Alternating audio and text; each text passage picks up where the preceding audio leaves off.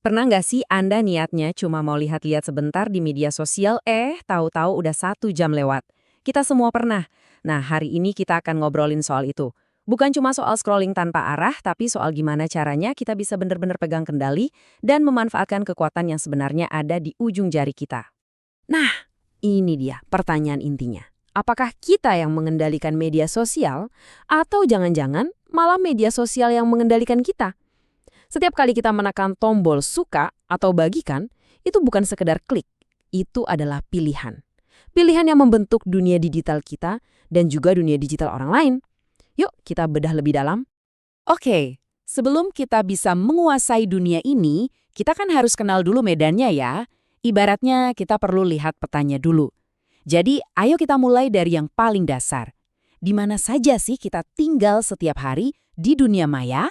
Coba deh kita lihat peta digital kita ini. Ada semacam benua untuk hubungan pertemanan, kayak Facebook. Terus ada benua yang isinya visual semua, tempat kita pamer karya atau sekedar lihat-lihat ya. Instagram, YouTube, TikTok. Ada juga pusat berita super cepat, kadang-kadang super heboh, yaitu X. Belum lagi tempat diskusi anonim seperti Reddit dan kantor digital kita di LinkedIn. Masing-masing platform ini tuh sengaja dirancang buat memancing reaksi yang beda-beda dari kita. Dan disinilah ceritanya jadi menarik. Semua platform yang tadi kita sebut itu pada dasarnya seperti pedang bermata dua.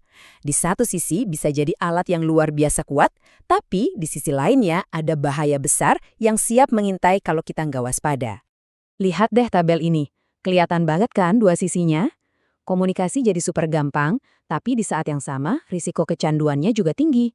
Kita bisa belajar banyak hal baru, tapi juga rentan termakan hoaks. Kita bisa berkreasi sebebas-bebasnya, tapi juga bisa terpapar konten negatif. Jadi kuncinya itu bukan platformnya yang baik atau buruk, tapi gimana cara kita menggunakannya. Oke, tahu resikonya itu satu hal, tapi gimana cara melawannya? Nah, kita butuh toolkit alias seperangkat alat untuk bertahan.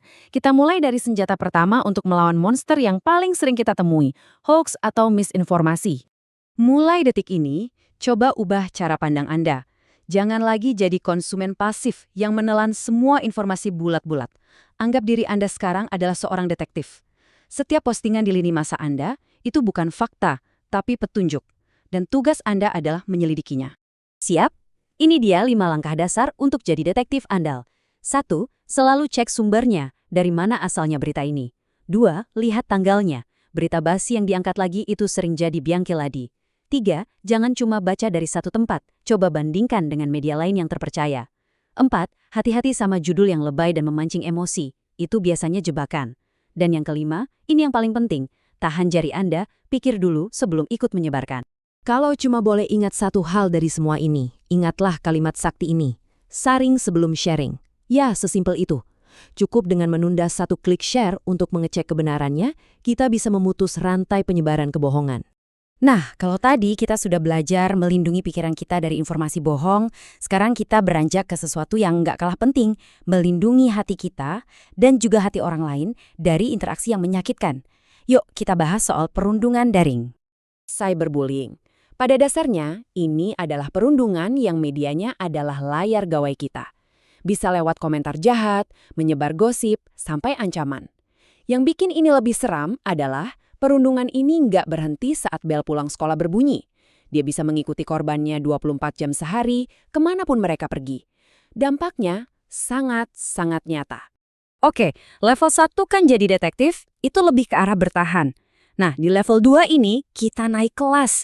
Kita nggak cuma menangkis hal-hal buruk, tapi kita secara aktif ikut membangun. Yaps, menjadi arsitek untuk sebuah komunitas online yang lebih aman dan positif. Ini dia alat-alat untuk membangun itu. Fondasinya tentu saja berkomentar dengan sopan. Pasang pagarnya dengan mengunci pengaturan privasi kita. Siapkan petugas keamanannya dengan manfaatin fitur blokir dan lapor. Dan yang paling penting, ingat, kita nggak sendirian. Kalau ada apa-apa, jangan ragu untuk cerita ke orang yang Anda percaya. Sebaliknya, ini adalah perilaku-perilaku yang bisa merobohkan komunitas yang coba kita bangun. Menyebar aib orang, meninggalkan komentar kebencian, sengaja mengucilkan seseorang, semua ini adalah racun. Intinya sih simple, kita bisa memilih mau jadi pembangun atau jadi perusak. Pilihlah untuk jadi pembangun. Jadi, dari menjadi seorang detektif informasi, kemudian menjadi arsitek komunitas, semua peran itu kalau kita gabungkan akan membentuk satu identitas besar, yaitu identitas kita sebagai seorang warga digital. Dan ini poin kuncinya. Menjadi warga digital yang baik itu bukan sesuatu yang kita dapatkan sekali seumur hidup kayak KTP. Ini adalah sebuah latihan, sebuah praktik yang terus-menerus kita lakukan setiap hari. Di setiap komentar yang kita tulis, di setiap tautan yang kita bagikan, itu semua adalah pilihan sadar.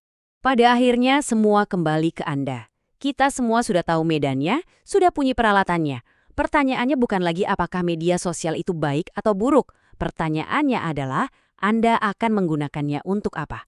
Kekuatan itu ada di tangan Anda, jadi gunakanlah dengan bijak.